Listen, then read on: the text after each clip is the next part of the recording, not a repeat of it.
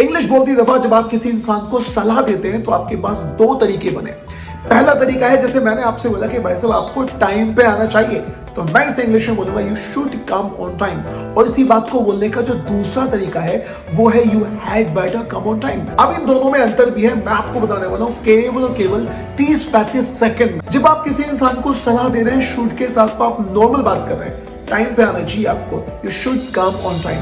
आपको झूठ नहीं बोलना चाहिए, you should not tell a lie. लेकिन अगर बात करें हैड बेटर का रोल क्या है, हैड बेटर बोलकर आप सामने वाले को सलाह तो देते हैं लेकिन चेतावनी वाले अंदाज में, भाई साहब बेहतर होगा कि आप टाइम पे आओ, you had better come on time.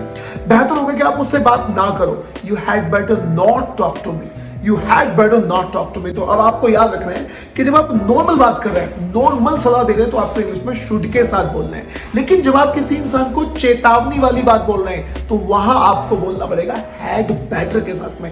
यानी याद ये रखना कि शुड मतलब नॉर्मल सलाह और हैड बेटर मतलब चेतावनी वाली सलाह। इस छोटी सी क्लिप से कुछ भी सीखने को मिलता है तो प्लीज फॉलो कर लीजिए।